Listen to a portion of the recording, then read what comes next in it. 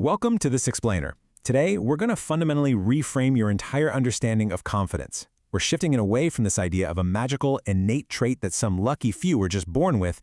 Instead, we're going to reveal it for what it truly is, a predictable, highly logical, psychological process.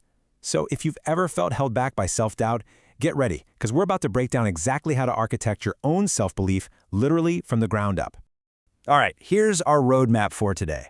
We're going to start by busting the biggest myth, look at how true confidence differs from arrogance, explore the actual neuroscience of rewiring your brain, identify what kills your confidence, and finally, look at exactly how you can build it. Let's get into it.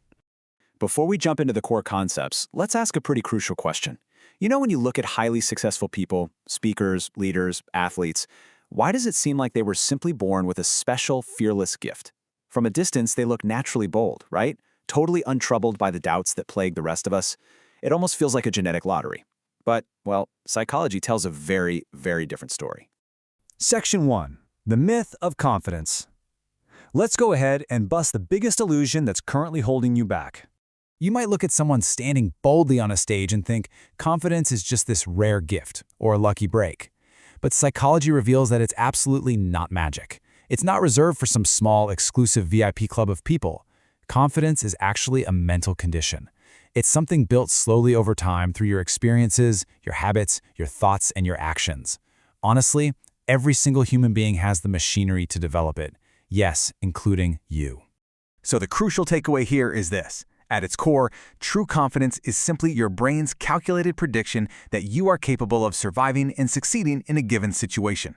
It's that deep-seated belief that I can handle this. And here is the absolutely most important part. A confident person is not someone who never feels fear. Actually, scratch that. It's more like a confident person is simply someone who has trained their mind to act despite the fear.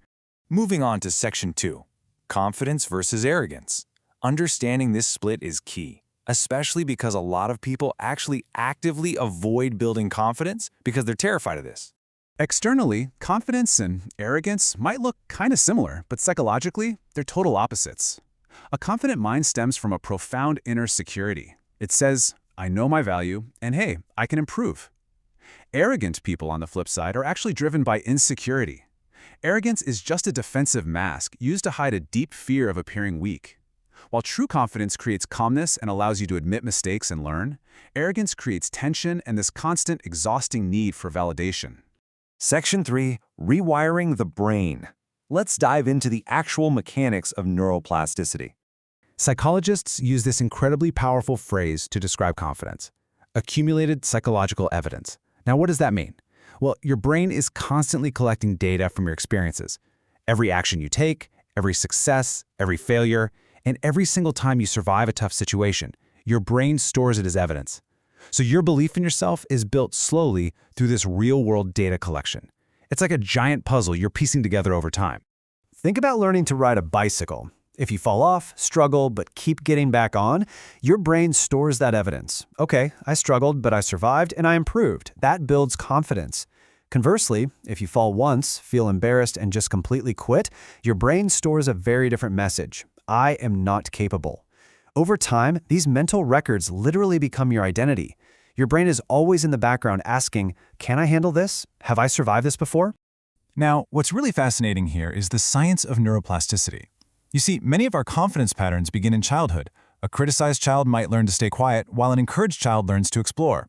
But here's the good news. Your childhood does not permanently decide your confidence. Your adult brain remains fully capable of forming new, courageous patterns. You can literally retrain your mind and stop allowing old emotional programming to control your present decisions. It's a real game changer.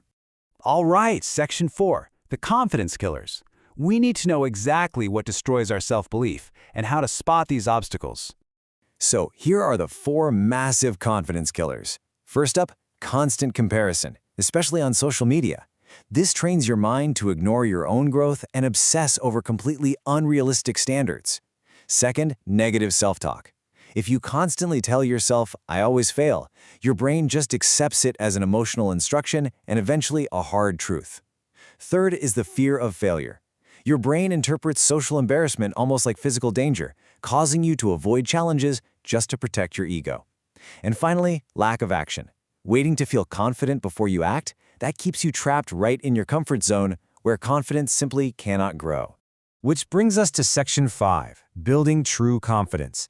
Let's look at the practical blueprint to overcome those killers once and for all. Check out the confidence cycle. Notice anything specific? It starts with action, not a feeling. You take an action despite your fear. You survive the uncomfortable experience. Then, your brain gathers that survival as evidence. That evidence increases your self-belief, which empowers you to take even more action. Over time, your confidence compounds, kind of just like interest in a bank account. So if you remember only one thing from this explainer, make it this. Thinking alone cannot create confidence. The brain inherently trusts physical experiences way more than it trusts imagination. Reading 10 books on public speaking won't help you nearly as much as actually standing up and speaking in a meeting just once. Facing one fear does more to weaken that fear's power than endless hours of looking at motivational quotes. Action is the engine, period. And how do you fuel that engine? Through small, daily victories. You don't need some massive, life-altering achievement to build confidence. Small, daily wins, like waking up when your alarm actually goes off, finishing a workout, speaking honestly even when it's awkward. That's all it takes. Every single time you keep a simple promise to yourself, you're laying the deepest foundation of self-trust. When you consistently act with discipline, your brain begins to believe, hey, I can depend on myself. And that unshakable belief, that is true confidence. You know, you can even use your physical body to hack this whole process. The mind and body are constantly influencing each other. When you feel insecure, you might naturally slouch or drop your gaze. But psychology research shows it works the other way around too. By consciously adopting expansive postures, standing upright, breathing deeply, maintaining eye contact, you are literally sending physical signals of safety and strength directly to your nervous system. Your body can actually teach your mind to be confident. How cool is that? To conclude our explainer today, I really want to leave you with this final provocative thought. Stop waiting for the fear to completely disappear before you step up.